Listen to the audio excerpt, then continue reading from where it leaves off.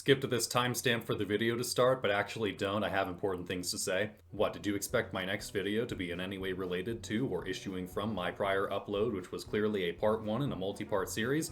That's not how it works. You don't get that. This is my channel and I upload whatever inane shit I feel like talking about. I do have the rest of the audio recorded from the first part of Spinal Catastrophism's original recording session, but that part 2 is still a ways off. As well, there's another project that's come along in the pipeline because of recent events that I won't get into, but let's just say things have been pushed back a little bit. It's coming, eventually, but for reasons I will discuss in this video, it's still gonna be a little bit. Hold on. As well, thank you all for blowing up the Spinal Catastrophism video. It's now the most popular video I've ever made, and I've enjoyed reading all of the wild stuff people comment. We've got flat earthers, schizophrenics, actual crazies, the CCRU crowd, people who are in on the joke, people who take things way too seriously, the whole shebang. It's been fun. But this video has been brought to you by Diceratops Games.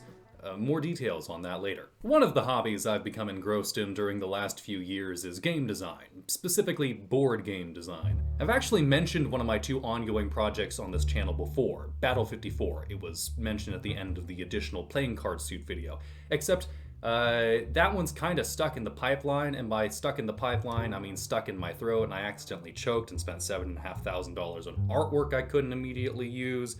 So yeah, that's good. But you know, things are peachy. In between then and now, I started a third pet project, a card game that paid homage to the history of classic card games. Poker, rummy, blackjack, pitch, etc. As part of that, I needed to assign a unique effect to each of the 4 playing card suits: spades, hearts, diamonds, and clubs. This led me back to my own research on the history of playing card suits. I believe I mistakenly attributed the original incarnations of these suits to be swords, cups, pentacles, and rods, but re-examination revealed that I'm kind of stupid and didn't read any of my research right. I really don't know how I missed that, but there's a lot more to the story. The Chinese used money-suited playing cards, whose suits were coins, strings of coins, myriads of coins, and tens of myriads, all based on Chinese coinage and its ability to be strung through a central whole. When cultural interchange brought the game to the Middle East, the Muslims didn't recognize these symbols. Coins were obvious. If they were interacting with the Chinese, they probably saw their money. But they mistook the strings of coins on the cards for a rod or stick. So they called it a club, which actually refers to polo sticks in their language.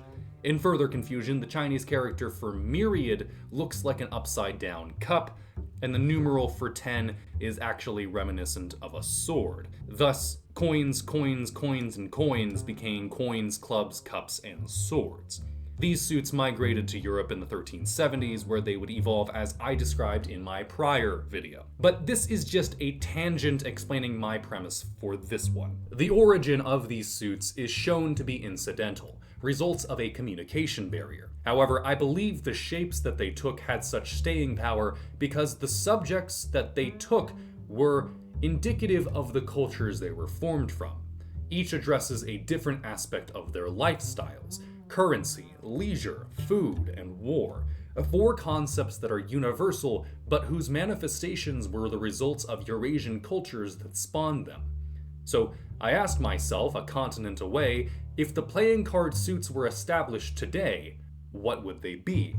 The potshot answer is to say something boomerish, like Bitcoin, McDonald's, iPhone, pronouns. However, in an earnest thought exercise, I wanted to identify spiritual successors to each of the 4 suits, ones that express ancient motifs in a more modern framework. A sword is a means of defense, a display of power. It is the icon of violence, the supreme authority from which all other authority is derived. The icon which has taken its place is the firearm, the ubiquitous weapon of the modern age. Though the concept of war has escalated far beyond the reach of a simple bullet, the principle of being the one holding the trigger still permeates our model of battle. Our police carry sidearms, our drones are flying guns, and there is no bigger trigger than the launch code or a big red button. No longer does the sword form a bridge between life and death, wielder and victim, strength and weakness. Our methods of violence physically remove us from immediacy with our targets. To win is to fire, cede all control, and pray that you are not struck in return. Thus, our first modern suit is arms, represented by a crosshair. Like a cup, a bottle is our primary vessel for delivering drink, but also the modern incarnation in a lineage of emotional and physical intimacy. To drink from the same cup is to be familiar with one another, to share a deeply human bond of our need for sustenance, to open oneself to the company of others. Is this not the same when you pass your friend, a tall boy from the cooler? When a teammate waterfalls your water bottle after practice? Wouldn't you like to give the world a Coke?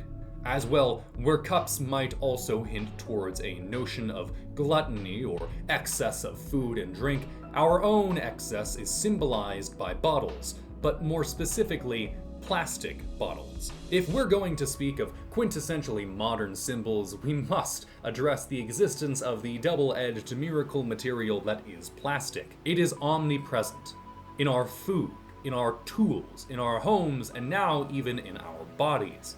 Just as the old Rome fell, in part due to its drinking from lead cups, the son of Rome faces a microplastic lacing in its own tainted drink. Thus, our second modern suit is bottles, represented by a bottle. I don't know what you expected. When looking for a modern icon for security and abundance to replace the coin, it's hard to pick out one representative item. A house, social notoriety, the notion of political power writ large.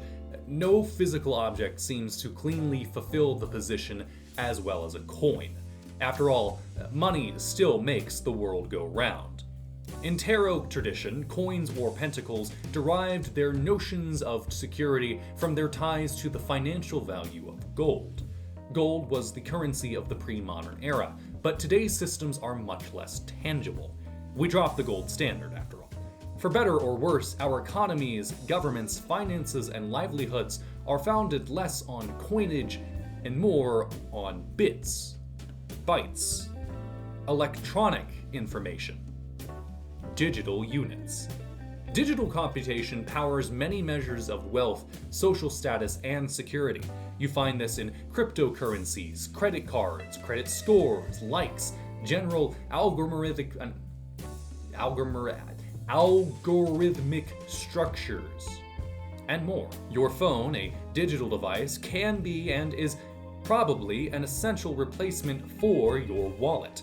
It contains your identity and is the access port to your person and all that you own. Thus, our third modern suit is digits, represented by a 1 and 0, or more colloquially and less pretentiously, a power symbol. Clubs have perhaps the most confusing and messy connotation of any suit. A club is very different from a polo stick, is very different from a rod, is very different from a clover. For a suit this multifaceted, we need a subject that is also multifaceted. Rods were seen in tarot as a symbol of creative energy, spiritual attunement, and willpower. Clubs to turkey evoked a sense of entertainment and play, and as a weapon, a club is a simplistic method for bashing on someone or something. Perhaps no other invention more clearly represents all of these things than the pinnacle of our technical prowess, the internet.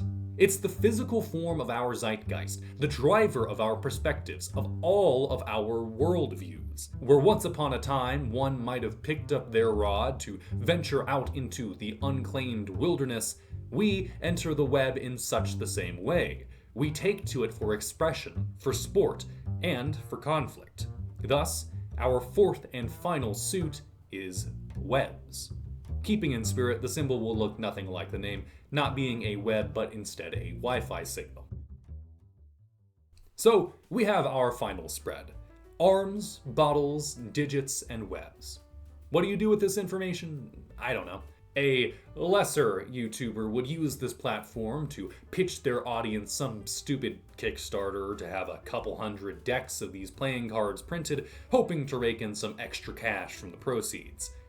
I'm not gonna do that. You can print off a deck of freak-suited element playing cards, all you want, be my guest. I have much better things that you can hawk time and money at, like today's sponsor, me.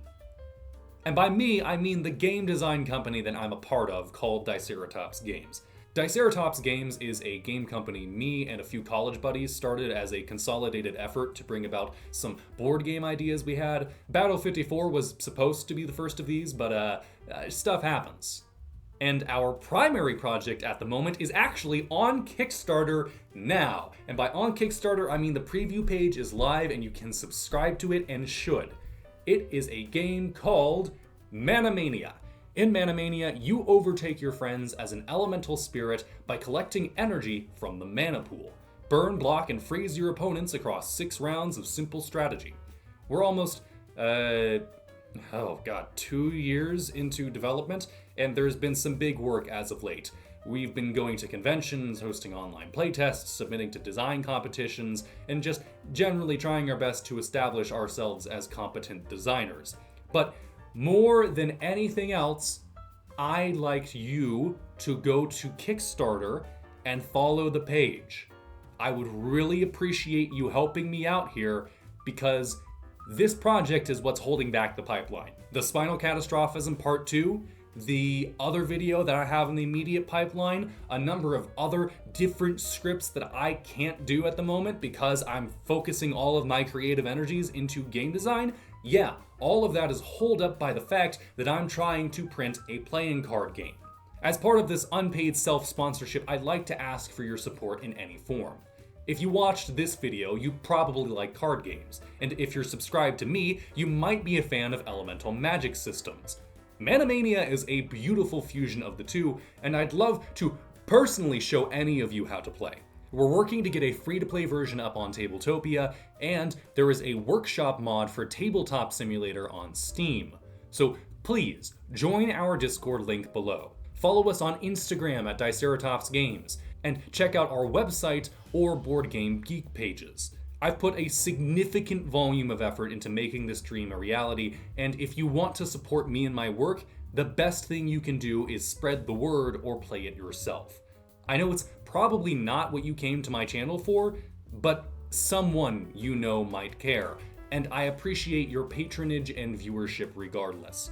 A lot of you were very kind in giving me massive donations through YouTube, Super Chat, or whatever it is, and I really appreciate that, I do. But money is not the object here, at least not that specific form of money. Even if you yourself are not into board games, take the link, drop it in a Discord channel, show it to your friends. Someone you know probably cares. But anyways, thank you for enduring my nonsense thought experiments and shameless self-promotion. We now return to your irregularly scheduled program. And, as always, freak out.